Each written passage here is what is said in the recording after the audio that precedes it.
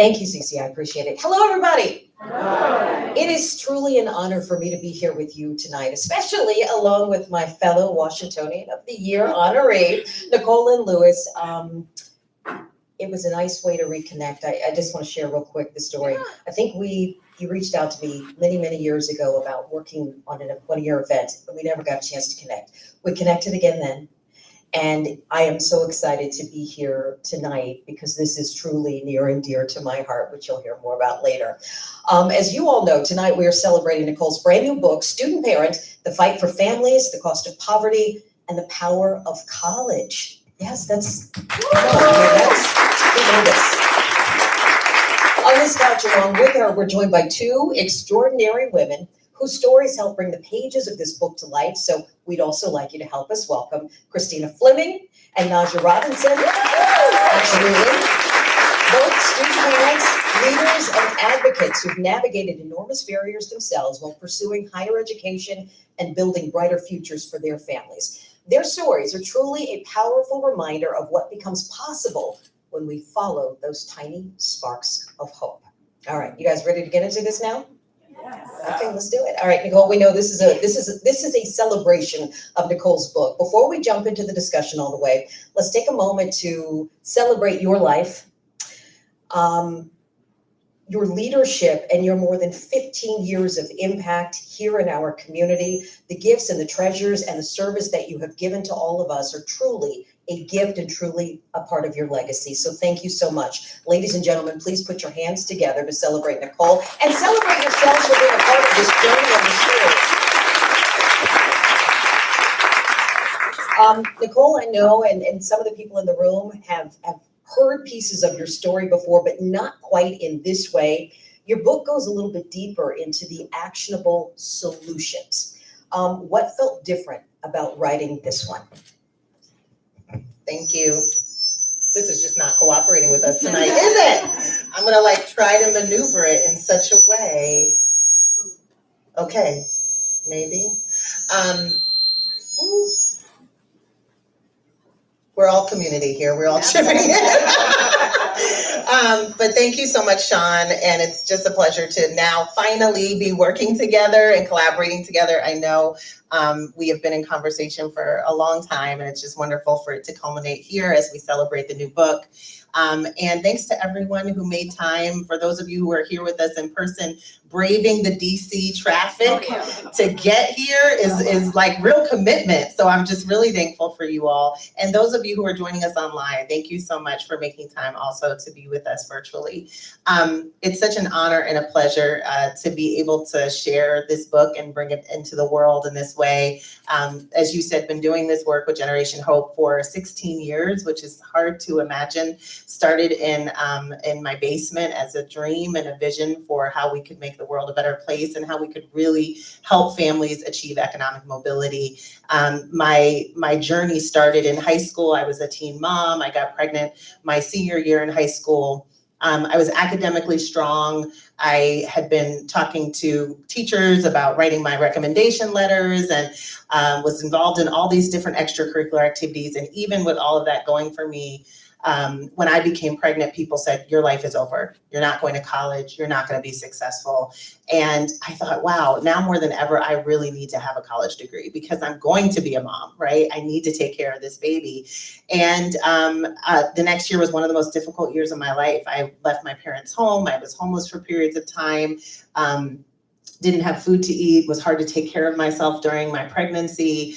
And even through all of that, I had this real dream of going to college. And I was 8 months pregnant, living day to day in a Motel 6 when I got an acceptance letter from William & Mary in Virginia and Hampton University in Virginia.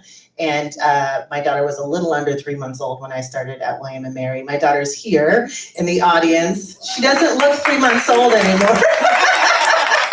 She had a birthday last week, but I won't tell how old she turned. But yeah, when I started at William & Mary, I looked down at my feet and thought, these feet don't belong here. I was one of very few students who was parenting, who had those responsibilities, and I was navigating a higher ed system that wasn't designed for me. And that was really the catalyst for Generation Hope.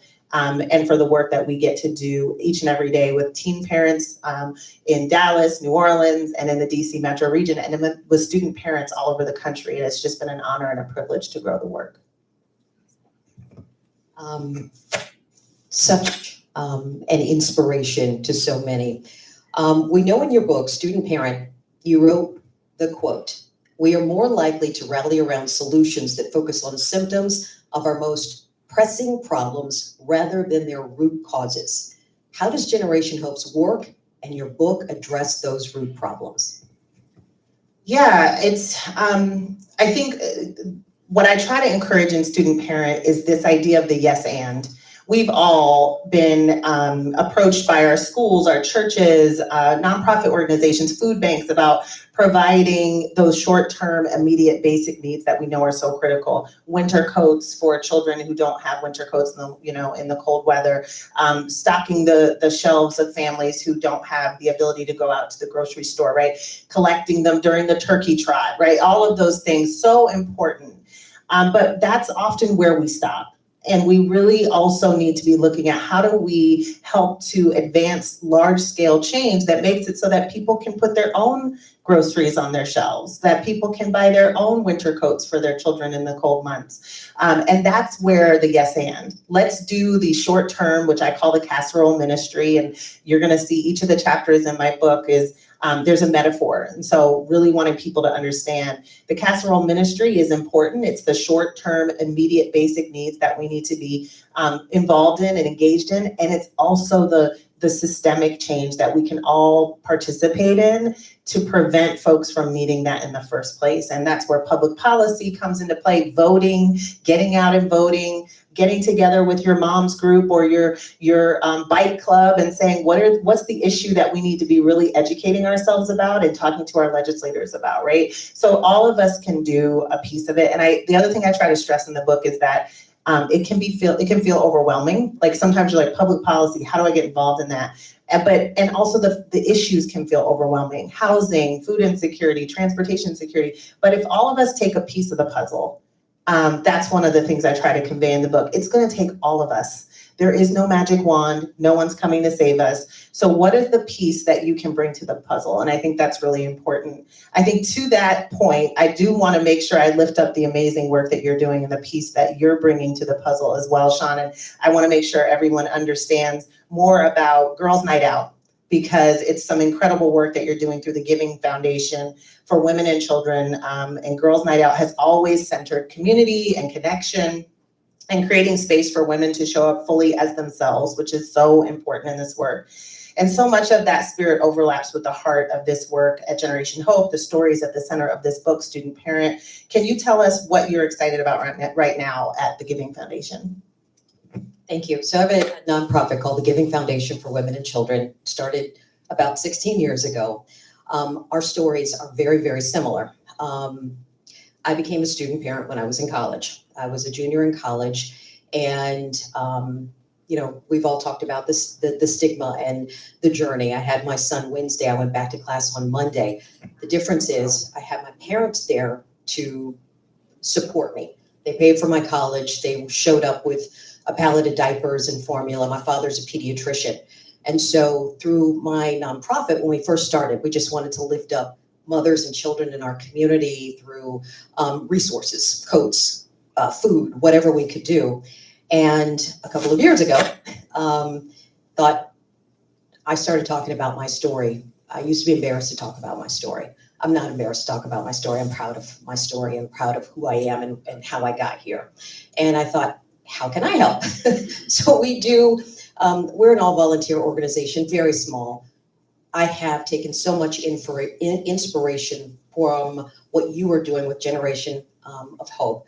We're our main focus now. We provide scholarships for young moms who are in college working to get their degree and mentorship programs. And then we do an annual winter holiday coat and toy giveaway to children and families in our community.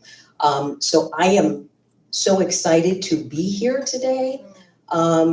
To not only support you and this community, but just excited to hear the stories the success stories of the young women who have come through your program. So thank you for just allowing me to be here, to be a part of this, and also to giving us all a voice, giving us a platform to share and to uplift each other. So thank you for that. Let me go back to the book. In the book, you wrote that student parents are integral to the problems that we are trying to solve. We're talking about poverty, racial equity, future of work, but our inability to see them makes these problems bigger. As a former student parent myself, I know firsthand that student parents are some of the most valuable people that we can invest in because they already know how to balance competing priorities. Can you share some of the perspectives on that from your book? Yes, absolutely. And the incredible work you're doing at the Giving Foundation is so needed. I'm glad to be in partnership. I also just want to lift up what you said, which is you had a baby on what day? Wednesday, and then we're back in class on Monday. And I wish I could say that that was rare. But unfortunately, we hear those stories all the time in the scholars, with the scholars that we serve at Generation Hope, inflexible policies, a higher ed system that just doesn't understand and not just accommodate parenting, but celebrates and values parenting, as well as the colleges that we partnership across the country. So one, I wish you had never had to have that experience, but I'm so glad that you're here and that you're giving voice to that experience because people need to hear that, right? And know how difficult it is, how challenging it is. We have some incredible stories at Generation Hope that really do help to illustrate how all of these different barriers factor into the student parent experience from poverty at large, from being a student of color, Black and brown students, from experiencing food insecurity, housing insecurity. It really is important for us, and what I wanted to do in the book was to show as much of that as possible, to bring in my own lived experience of navigating those things as a young mom, putting myself through college, but also to draw upon the many stories, so many of them heartbreaking, to be able to put these larger policy questions and conversations into context and to give them a face. These are not just data points. They're not research. These are people's lives. These are real families. And so really being able to bring those stories into the book to drive home, how does race equity play into, whether a family experiences economic mobility in this country was really critical for me. And I know we're getting ready to hear from two amazing students, but having their stories as a part of student parent as well as other student stories was critical to be able to drive those things home. All right, let's talk to one of those dynamic and incredible student parents. Christina, let's talk about your journey. We know that you've been through so much just to stay in school. When you think back on that time, what stands out or what sticks out most about your journey? I would say what sticks out most for me is me realizing how determined I was over time. Like at first I used to doubt myself a lot and get nervous. I'd be like, I can't do this. I'm one of 16 children graduating with a degree, and I'm like not the oldest. So I'm just thinking like, this is not my reality. I think they call it like imposter syndrome. I was suffering with imposter syndrome like really bad. And it was making me doubt myself. It was making me question, why am I doing this out of everybody in my family? And over time, I started to realize I'm just determined. Like I'm very resilient, and it stuck out to me. Like I looked at people telling me all my life, "You're resilient. You're an overcomer." But then, I never felt that for myself. So I would say that's what stuck out for me, like during this college experience when I was getting my degree.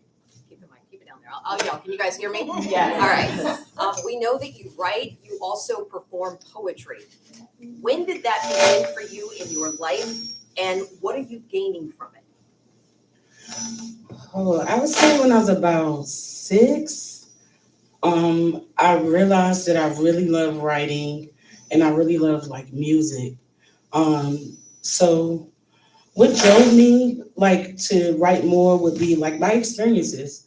I was starting to use it as like an outlet for me. It would be more so like it was healing me, and I didn't know it at the time, but that was more so of a healing and comfort zone for me.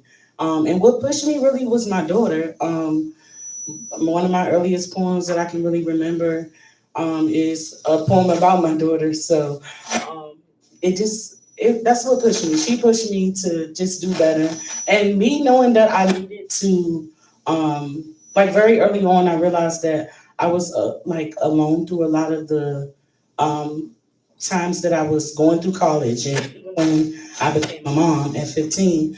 So it was just like over time, I just pushed myself. Keep it. Okay. I'm glad you found your peace or strength through your art, through your poetry. It's beautiful. We know there were moments during your journey where having a place to sleep was not guaranteed. What do you think that in general people get wrong about what it takes to keep going when you're in a situation like that? I think that people forget that not having a home does not make you any less human of a person who does have a home. I wake up like you, I go to sleep like you, I bleed like you. We all do the same thing. We have the same 24 hours. And over time, I really, like, I think that's what kind of drew me to some of the work that I do in the community. I have a nonprofit as well, and it focuses on giving back to you and the community. I also feed less fortunate people, and I think that kind of draw me to that community because I know what it's like to not have anyone and to be treated less than because someone sees you sleeping outside. So not only did I experience this with like myself, but I experienced it with my child. So I think it was a little bit different for me. I was nervous about being caught sleeping outside. I would get my daughter baths in the sink. I would do anything to stay afloat at that time. And it just, it pushed me to be stronger. It wasn't easy at all. It was a lot of tears and sweat and like, just being overwhelmed, overly overwhelmed. Because I didn't understand. I was so young. And I'm like, I'm already a young mom. And I don't really have a support system. How do I get from where I am now to where I want to be? That was my. And I think you were talking about community. You've talked about finding your community here with Generation Hope. What changed for you once you realized that you were not doing this alone? Generation Hope gave me a sense of family, like a sense of togetherness. Like we're not separate. No one's looked at differently because they come in with a different story. Um, I just felt like it just felt whole. Like I felt accepted. I felt like this is the place where I'm wanted. This is the place where it feels like I'm needed. And I'm pretty sure other moms feel the same way, especially experiencing everything that I've experienced being a part of this program. It's been like my biggest support in anything. I can call on them for so much and things that you would not even believe. And my whole coach, she could tell you, Miss Cassandra, she could tell you that I will call her at some crazy times of the night and she'll be like, Christina, are you okay? Like, what's wrong? And not just because she answers the phone maybe at 2 o'clock in the morning, but more so because she supports me and she believes in every dream that I put my foot forward to. That makes a huge difference. In the book, Nicole wrote that your student parent story is one of the most painful examples of how resilient parents have to be navigating homelessness, foster care, and motherhood, all while still trying to stay in school. You are here today, strong, powerful, beautiful. What would you say to your younger self who is navigating school, caring for your daughter, all while being homeless? I would tell my younger self to keep going. I will also tell my younger self, nothing that you did is in vain. The tears you cried, the walk that you had to walk, the path that you had to take, it was worth it, and it's going to be worth it. And I would tell myself like, never give up, because the old me, I would have never seen myself this far where I am today. And sometimes I can't believe where I'm sitting. And it's all because I keep putting the effort in, and all because I have Generation Hope as well. If I didn't have Generation Hope, I probably would have dropped out by now. And my Hope coach can tell you that I've said it so many times to her, and she'll say, "You know you're not dropping out. You're just upset right now, and you need to breathe." Like she teaches me every day that no matter what obstacle that I face, I'll be able to overcome anything that I put my mind to. That's that resiliency. Yes. Thank you so much for sharing your story.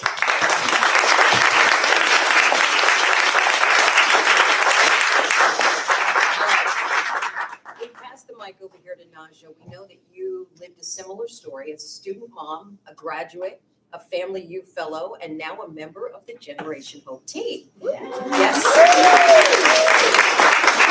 When you look back at your journey, what do you think feels most different now about your life? Yes, definitely the sense of community that I've gained over the years. Starting from 2021, the inaugural cohort, being a fellow, really shaped how I show up as a parent in the real world. Prior to the fellowship, I had not publicly disclosed that I was a mom, just due to the shame and the guilt that I felt of being a teen mom, a Black mom, a young mom, and then having multiple children at that. And so, again, the fellowship at Generation Hope really encouraged me to take ownership of the roles that I held. And yeah, I've come a long way. I don't feel that sense of shame and guilt anymore. I actually feel purpose. I feel seen, I feel valued and accepted here. Through your work with Family U, you've helped advance system changes on campuses. In Student Parent, Nicole wrote that the financial cost, time demands, and the stigma of not belonging can be overwhelming, which you talked just a little bit about. Can you share with us how Family U can help build belonging, and what's the one change that you've seen that's made you think this is how it should be? I think there are many ways to build belonging, but within the Family U cohorts, right? I'd say that speaking directly to your audience, the people that you're looking to serve. And so go directly to the student parents on your campuses and ask them what it is that they need, what is it that they are missing out on. Policies can't reflect who they're meant to serve if you're not even asking and addressing those who that policies need to serve.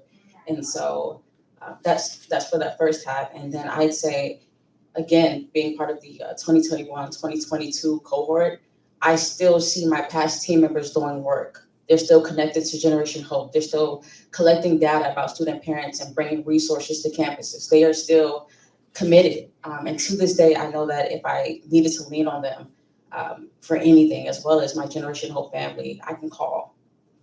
How did becoming a mom shape the way you approach school?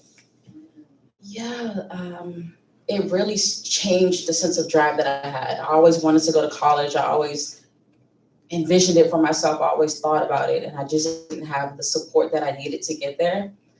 So I'd say I actually went to school with each kid that I had.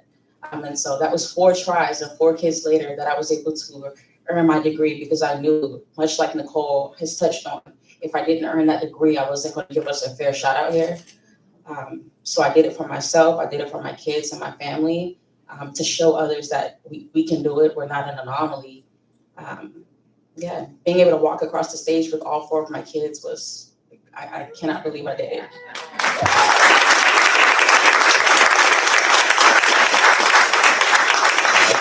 What would you share is something about being a student parent that most people would not understand unless they've actually lived it? I'd say that student parents are some of the best people to have in your corner. And I'm talking specifically about transferable skills that a lot of us overlook. Time management, advocacy, passion, dedication, just balancing different priorities. There's so many more. That's just sitting with you. But yeah, and that I think there's an assumption that student parents and young parents in general are looking for handouts. And the truth is, a lot of us are lacking access to those resources that people think are out here. We need support accessing those resources in the first place. And a lot of us have built everything we've got from the ground up. Thank you so much for being so open, both of you, for sharing your stories. Nicole, listening to them, it is clear this is not just about individual effort. What do you wish more people understood about the systems that student parents are dealing with right now? Yeah, now you know why I included Christina and Naja's stories in the book, because they're incredibly powerful and they're such amazing advocates among the many hats that they wear.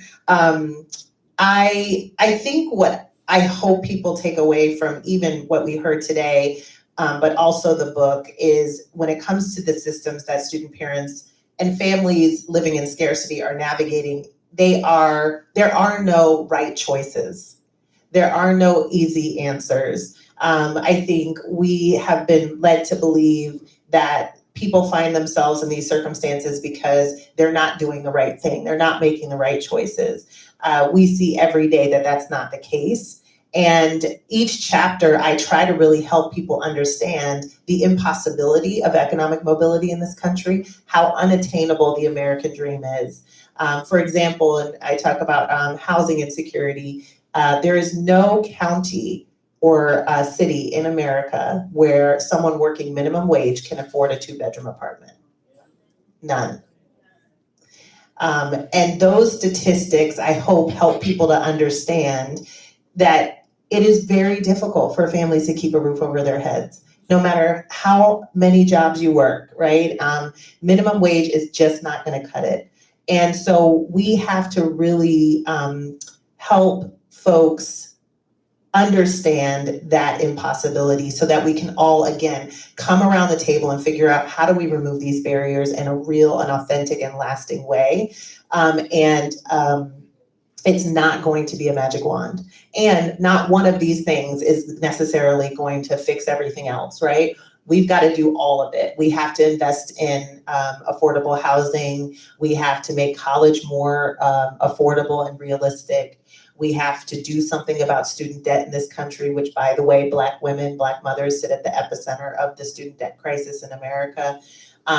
We have to all, figure out what is our piece and how are we going to change these systems and all of the different barriers that, families are navigating. And so I just hope we do an exercise at Generation Hope called A Day in the Life of a Student Parent. And we started doing it with our incoming mentors. Each of the students in our program is matched with a mentor in the community. And what we wanted to teach is this idea of empathy and reserving judgment. And the only way you can really do that is walking in someone's shoes, right? And what often happens is after we do the simulation and we have, our activity up around the room, people sit down and the first question we ask is like, how was that for you? And no matter what, we've done it with boards, we've done it with colleges, we've done it with donors. Everyone is like, I thought I was making the right choice. And then something else happened, the other shoe dropped. And what we hope people take away is that's exactly how folks are living day to day and trying to make the right choices that don't always lead. Often they lead to another difficult and impossible situation. So our job is to help remove that impossibility. You kind of touched on it a little bit already. When you talk about support, what does real change actually look like right now? Yeah. In order for us to create real and authentic change, we're going to have to disrupt the way that things have always been done.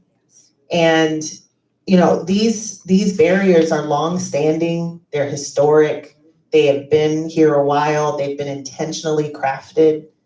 For us to get to a better place, we're going to have to upend those things.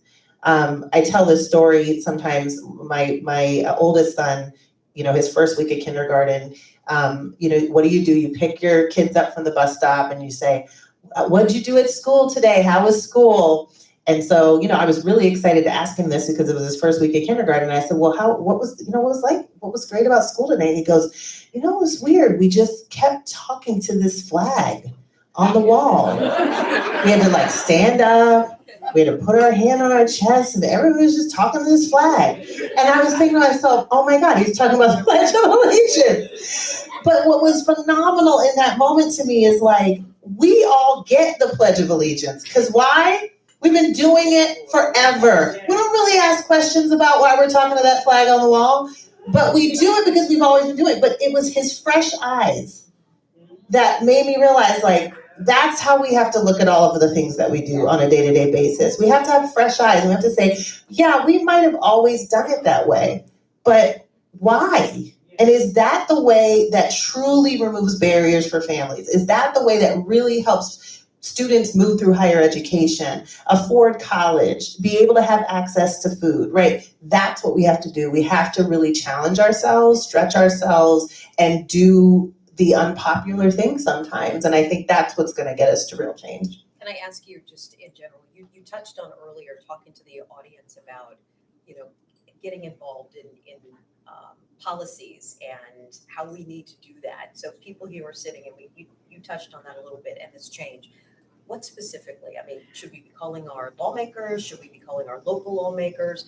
Yeah, I mean, obviously it's in how we vote or what we do. What should we specifically be doing? Absolutely. I think it's really about figuring out what is one thing that, let's start really simple. One thing that you feel deeply passionate about.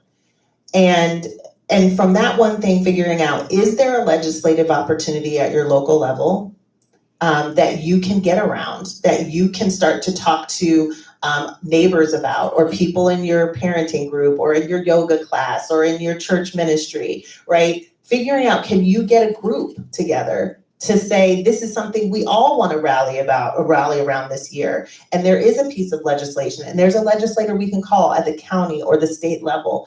It's those entry points that can create real change. And I do believe strongly we will not get to a better place unless we are in community with one another, unless we are coming together collectively and advocating for change. And so obviously you can write a letter by yourself, but how much more powerful is it to write a letter and have 20 signatures underneath it, and that legislator getting 20 phone calls, or you all being able to talk to your congregation as a group about why this is something we want to get involved in. So I think being in community, figuring out at least one issue that you can rally around, spreading awareness, taking action. And what you'll see often is, like, when you get a win, it feels really good and it's addictive. And so, like, when you get that first win, you're like, I want to go back and see what else we can do, right?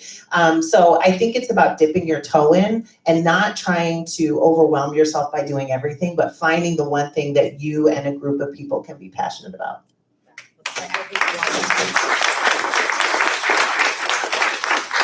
All right, I want to ask this next question to all of you. What is the one tiny spark in your life that's giving you joy and hope right now? Christina, let's start with you.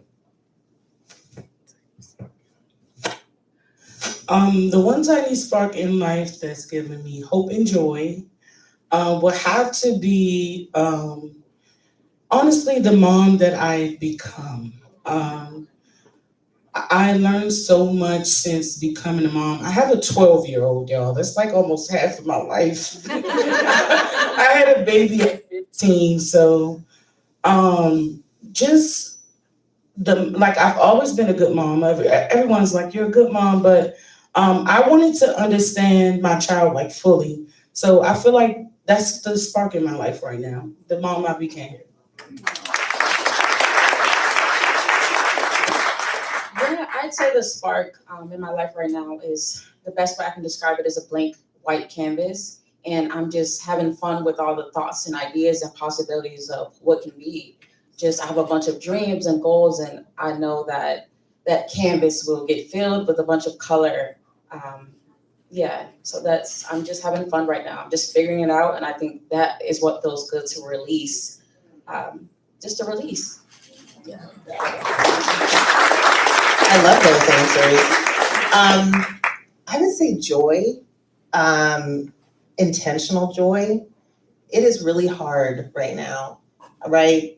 In all the different ways. And not only do we need community to get through this, and partnership and allyship, but we have to find joy and be intentional about joy and laughter. Sometimes I tell people my team will know when I'm in the office because they can hear my laughter from all the way in the lobby. But I try to, no matter what, find ways to carve out joy. And I think we all have to do that, especially right now. Okay, this also is for all three of you. If someone here right now wants to be a part of this work that's going on, what would you tell them about the Scholar Program? Yes, I'm a big advocate for the Scholar Program. That's why I'm just delighted to be here and talk more about my experience from the mental health resources, which revealed to me that I was really lacking support in that area. It was critical to my growth. Just the emergency assistance, just the community. I describe it as life-changing. I'm a testament to what all you can be when you come out on the other side with support. When you're supporting student parents who care about this work, making sure that policies reflect just everything that we deserve, honestly. And like Nicole said, bringing awareness and gathering your friends and having just community it's been life-changing. It really has.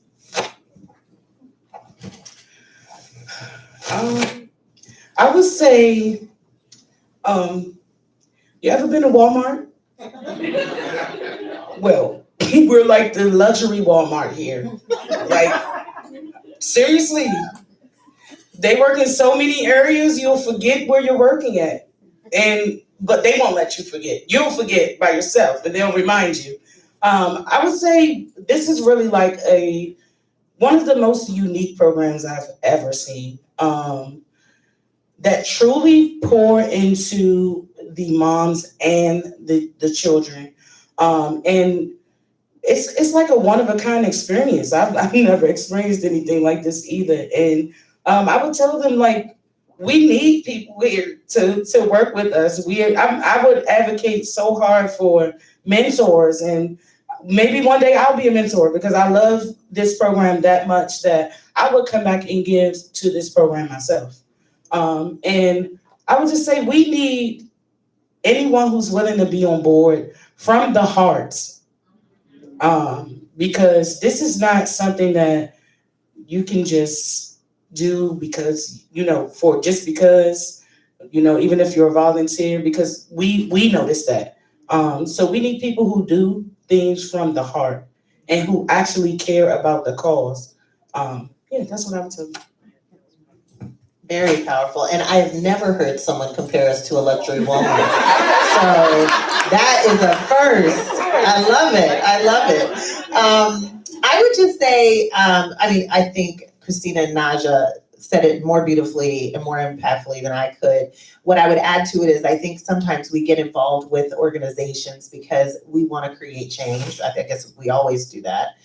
What I would say about Generation Hope is it will change you. You will leave really having been poured into more than you have poured out. It is an opportunity to really be a part of incredible work, determination, to have a front row seat into what families are navigating right now and to play a small part in such an amazing journey. Whether that is in our Scholar Program, boots on the ground with teen parents at college, or it's in our Family U work with our institutions, you will leave changed. And I think that's another thing that makes us really special. I would imagine that are watching, and I hope you're incredibly inspired by the many stories that you've heard. Of course, these two dynamic student parents and how they've grown. Do you want to open up? Do you want to let the audience ask any questions? I don't think we're allowed to. Oh. Are we? Okay. Oh, Jay is like, whatever. Okay. So how about this? Can I ask I'll take 3 questions. Audience, I'll act like Oprah back in the day. Okay? So we're going up. You get a mic. I'll be the Oprah back in the day. Does anybody have a question that they want to ask anyone on the panel? Okay. All right. First off, say your name for me and then ask your question. My name is Julie Brooks. I'm from Compton State University. And we hope that we become part of your cohort for 2026. What can we expect is going to happen when you come to Compton? off the rails.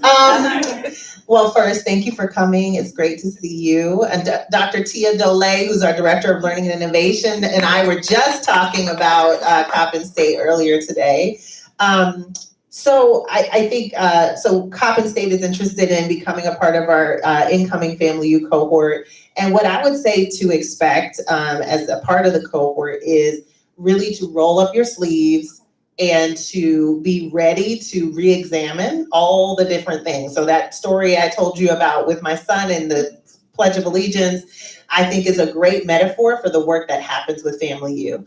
There are a lot of things in higher education that we've done and we do just because it's always been that way. And the DNA of higher ed it does not include marginalized students at all, right? So every process, every policy, we have to look at it through a student-parent lens and say, we used to require full-time status for a student to get this scholarship.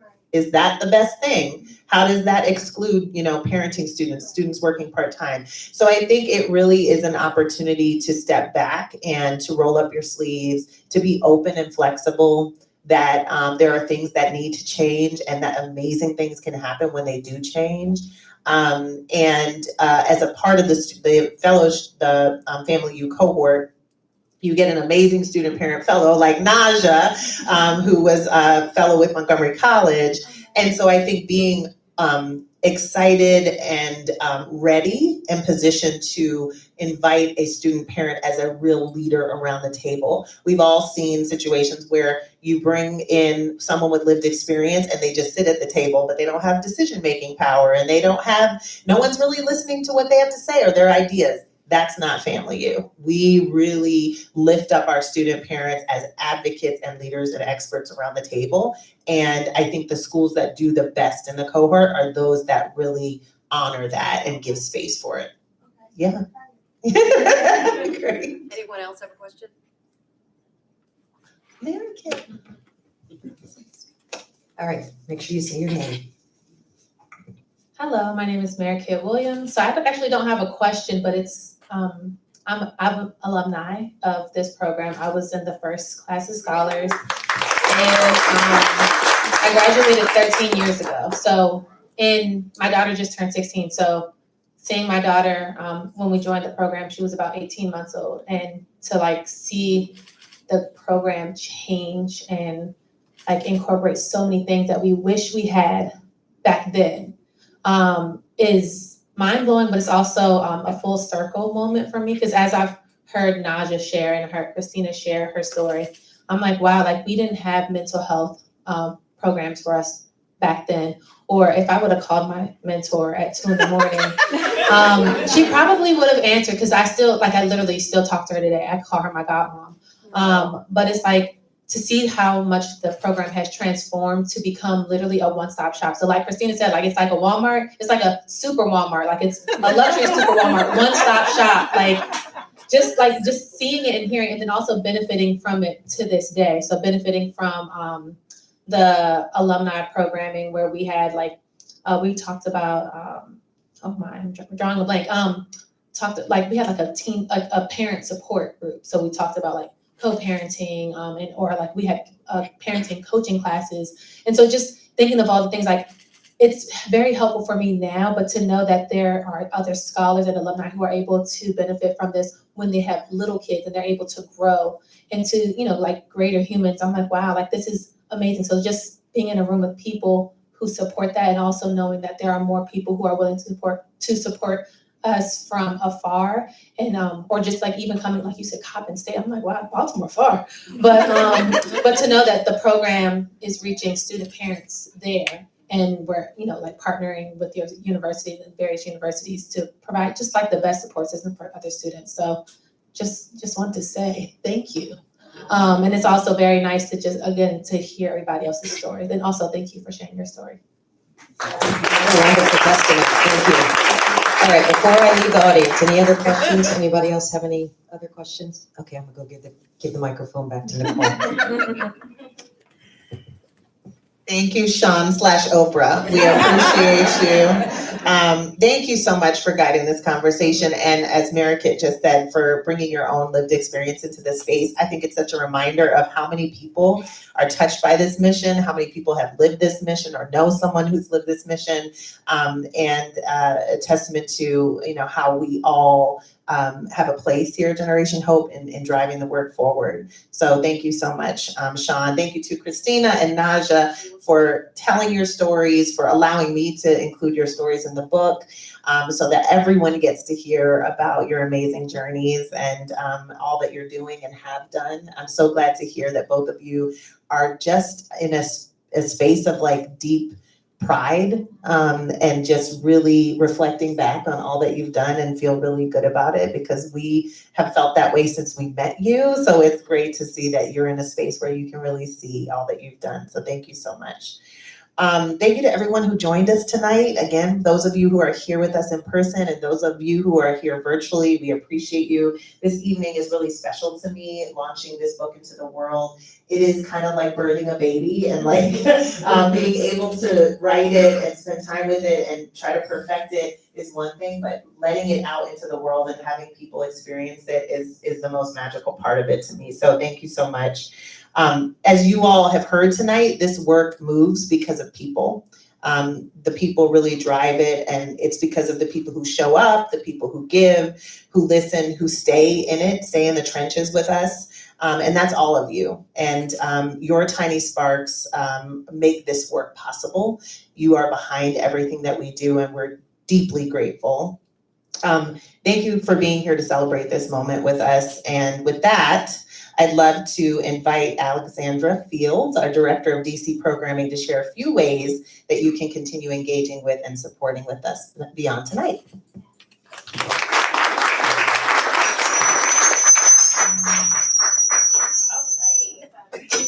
No worries. I'm happy to snack.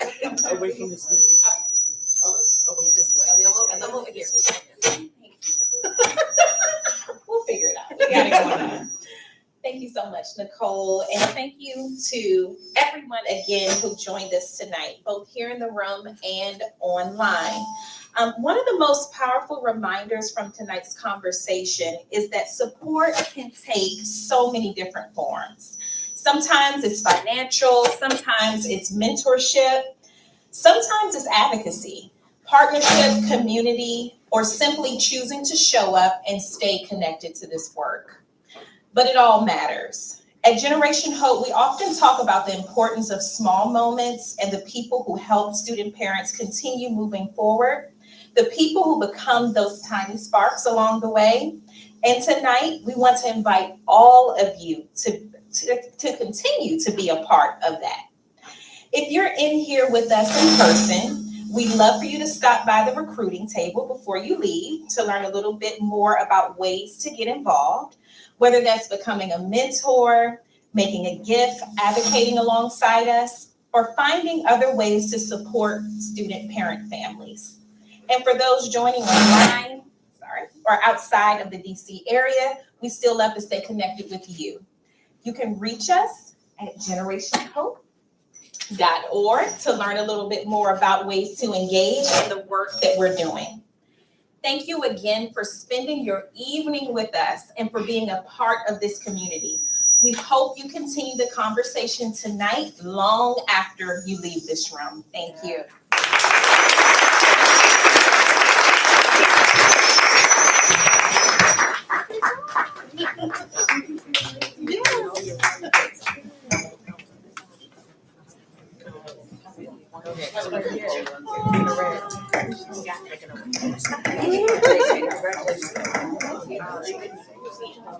Yes, you're an inspiration. I understand you were talking about.